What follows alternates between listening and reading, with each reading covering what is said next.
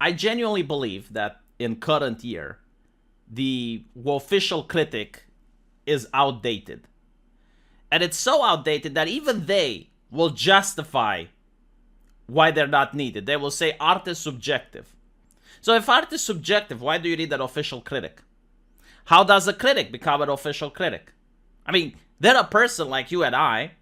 It's just that they happen to work for a corporation, and because of that, it makes them more important than the masses at large.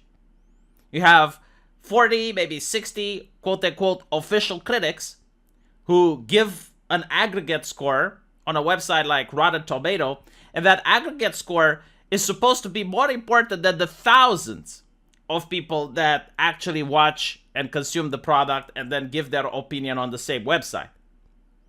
And the reason for the massive disconnect between the official critics and the fans is due to the fact that the official critics are nothing but an expansion to the marketing team of corporations. Now, I don't know if the corporations are actually paying journalists in order to be the marketing team. It's possibly that they don't, and it's just an unspoken truth where it's possible that it's just an implied truth, an unspoken deal that the critics understand that if they want to get invited to these early screenings, they have to give a glowing review.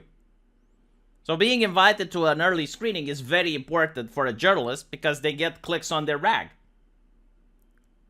And they have to give this glowing review if they want to be invited in the future. Like, for example, this person got to see House of the Dragon before anyone else. And people are curious what her impressions are. So they're going to look at her website. And I'm pretty sure if they were to say that House of the Dragon is shit, and it's a horrible TV show, other companies aren't going to invite them to see early screenings. And their business is going to go down. So it's very important for them to give a glowing review. The problem is that they're doing it in such an exaggerated manner that it's beyond ridiculous at this point. There is no way you can watch a couple of episodes of House of the Dragon and conclude that it is better than Breaking Bad and Game of Thrones. I mean, first of all, Breaking Bad and Game of Thrones required a couple of episodes before people realized it was good. I remember watching Breaking Bad. It took about episode 4 or 5 that I realized, oh wow, this is a really great show. At the first, I was interested. Like, oh, a chemistry teacher gets cancer. Oh, what's he going to do next? Oh yeah, I mean, this is interesting. It's a good, but it took a while for me to realize that it's a good show. And then it took a couple of seasons for me to realize that it's a masterpiece. And it's the same with Game of Thrones. I mean, the first episode got me a little bit piqued. I was interested. And it took quite a bit until I realized that it's a masterpiece. So to say that, oh, well, I watched one episode of House of the Dragon and it's better than Game of Thrones, how much do you guys want to wager that that is not the case? But this is the Disney way of marketing.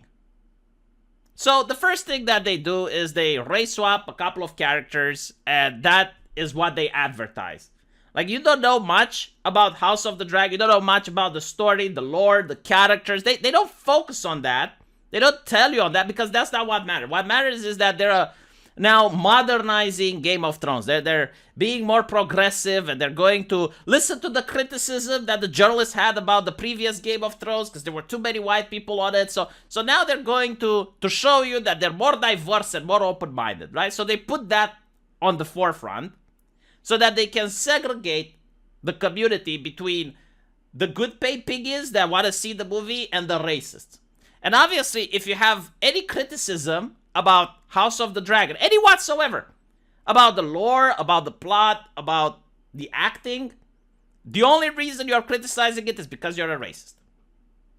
And other people who aren't racist, they're anti-racist, they want to stick it to the race, they need to go spend money and buy products related to House of the Dragon, spend your time and watch House of the Dragon, give your money to HBO. That is the Disney way of marketing. It's not by creating a good story, like Breaking Bad or Game of Thrones, creating a compelling thing. No. All they do is they monetize outrage, they divide communities, they insult the fans, they use journalists as their mouthpieces and as their marketing team. That's the new way of selling stuff. And unfortunately, despite the fact that over and over we see that it's not working, we saw it with Resident Evil, I'm pretty sure we're going to see it with Lord of the Rings. It's not working, it doesn't benefit the brand on the long run. They keep doing it. And the problem with it is that they are ruining their brands. At the end of the day, you can salvage a bad thing. You know, you might make some money out of it. You can break even. You can make a little bit on the top. But damaging a brand is forever. And it's quite sad. You know, like Game of Thrones, for example, I believe that they damaged it irreparably. I mean, I want to watch Game of Thrones with my wife. I really loved the first seasons. I think they're great. But knowing the horror that is to come, knowing what the last seasons were about, knowing what the authors did, I just don't want to watch it again. I can't. I can't bring myself to watch. And this is the problem when you destroy a brand. And these journalists, they're complacent. The market, the way that it's being pushed, I don't know if it's their fault necessarily, but like, again, you want to go to early screenings in order to get that clicks, to get people interested. You want to get more of them. But at the same time, is it really worth it? Because I see YouTubers who don't go to early screenings. I see YouTubers who just talk about what they think about a movie. I see them give their personal takes. And they have millions of followers. They have millions of subscribers. So maybe, just maybe, journalists should reassess whether it is a sustainable business model of being the PR arm of the people you're supposed to criticize. And if you want to focus on who your customer really is. Is your customer the reader that needs to be informed whether or not something is good? Or is the customer the company which is making the movie and you want to please them? You want to please the multi-billion-dollar corporation while also pandering to social justice, which is an ideology that's supposed to be against the multi-billion-dollar corporation. Funny how that happened. Funny how social justice and now corporate culture goes hand in hand. Funny how Disney, of all companies, is now going to save the marginalized people. Or HBO, or whatever. It's so bizarre. Anyway, let me know what you guys think in the comment section. And I'll see you all there. Take care.